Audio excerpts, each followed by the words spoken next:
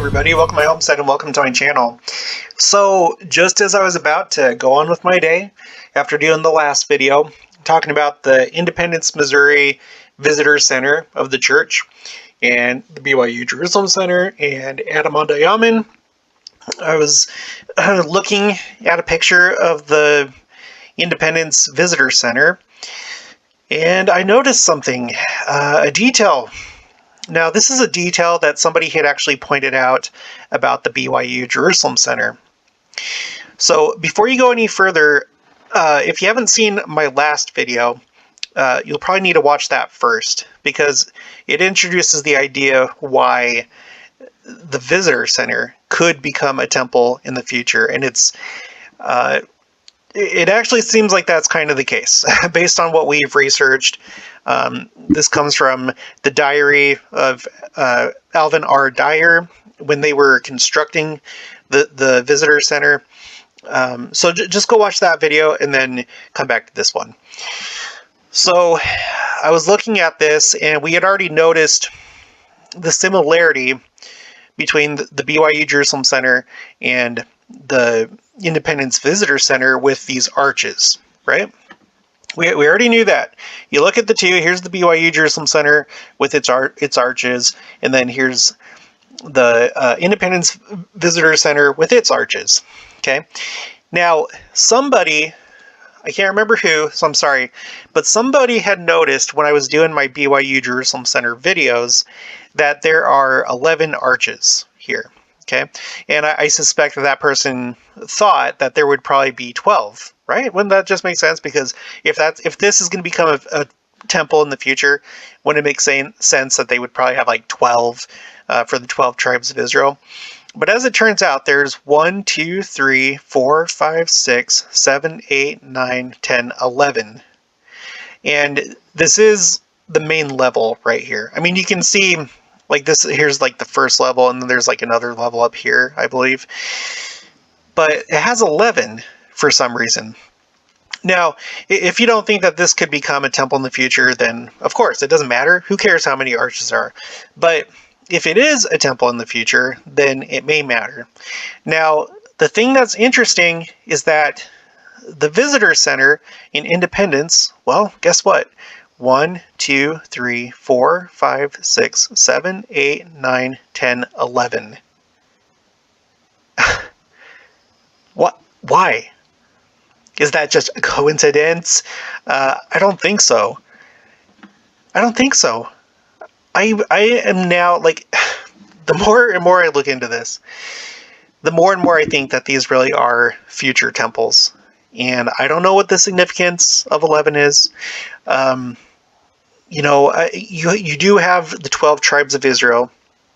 And then, okay, so if you think of it this way, if you think of Jacob's literal 12 sons, then you have Levi that was given the priesthood and all the rest of them, you know, given the land inheritance. And so you had like the 11 remaining sons, if you think of it that way. Now, when you take Joseph and how Jacob adopted Ephraim and Manasseh, then you have 12 again, and then Levi is kind of like on the outside. But if you don't take it to that point, because on the high priest breastplate, let me look it up. High priest breastplate. I want to go.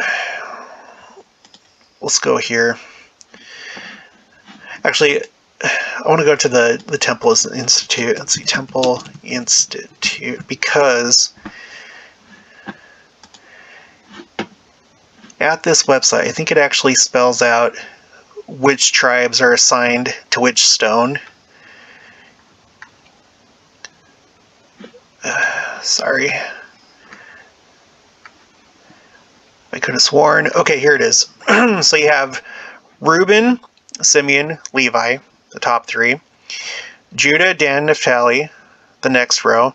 Gad, Asher, Issachar, the third row. And then Zebulun, Joseph, not Ephraim and Manasseh, but Joseph and Benjamin. These ones down here. So So that's how, this is what the high priest wore. So if you think of it that way, and if you take Levi out, because I mean, I don't know. You get what I'm getting at? I don't know. Maybe just be looking too much into this. I'm not sure. Now, I couldn't find a good side view of the visitor center with like pictures in a Google search. But thankfully, there is this 3D rendition of the center. And on the side, okay, so it's longer than it is wide. So on the side, the shorter side, there's 1, 2, 3, 4, 5, 6, 7, 8. 8 arches. So it's 11 arches by 8 arches. Now, the BYU Jerusalem Center is basically impossible, at least through Google, to figure out how many arches are on the side, because there's virtually no pictures from this side of it. This is the best one, and it looks like it's 1, 2, 3, and then maybe the big arch. I'm not sure if it's 1, 2, 3, 4, and then the big arch, and then there's 4 on the other side, or I don't know if it's like 3 plus the big arch plus another 3, making it 7. I don't know. Here's some other pictures. This one shows this side, and there's 1, 2, 3, and then kind of like a space right here. Well, it's kind of hard to tell. Maybe this is like the corner here, but it looks like it goes 1, 2, 3, and then the big arch. So I'm assuming that's what it's like on the other side. I'm not sure. Here's another picture. 1, 2, 3. Here's another one. 1, 2, 3. So it seems like on the BYU Jerusalem Center, it's 11 by 7 arches, if you think of it that way. So I don't know, but I find that kind of coincidental, at the least, that both of these kind of pseudo church sites that could become temples in the future, they both have 11 arches along the long side. So I don't know, make of that what you will. I think it's interesting. Put your thoughts in the comments below, or if you have any additional information, even better. If you haven't already, please make sure to subscribe, like this video if you liked it. Make sure to share it with anyone that finds these kind of things interesting, and I'll talk to you guys later.